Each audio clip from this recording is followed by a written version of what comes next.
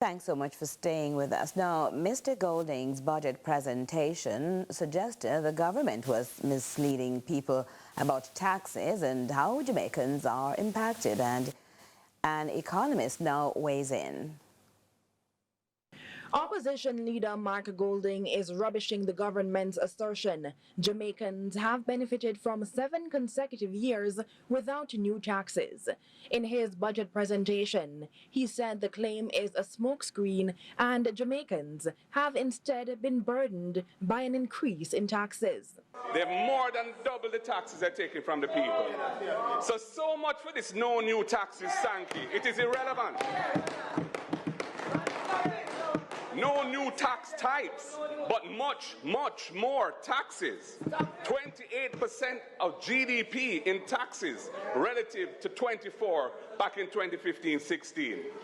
Further emphasizing his point, he pulled for this chart, which shows in 2015, under a PNP government, tax collection was over 411 million, but under the Andrew Holness-led government, as at 2024, the figure has more than doubled.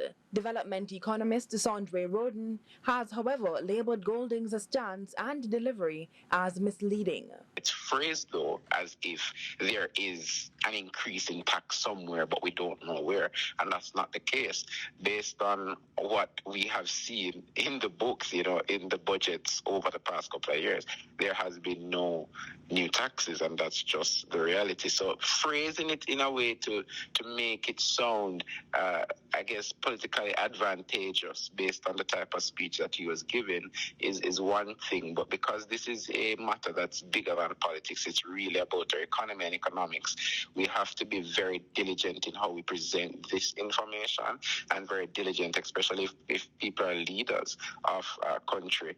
Roden explains the increase in tax collection can be attributed, among other things, to increased employment and the rehabilitation of the tax administration of Jamaica.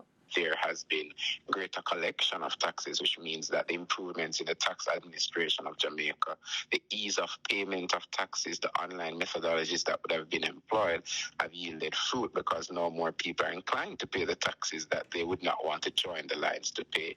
And also, when we look at the fact that the threshold was increased and more money is moving around, so more people are buying goods, and that equals more collection of GCT as well. So you have to look at all those factors. So of course, there'd be an increase in the taxes collected.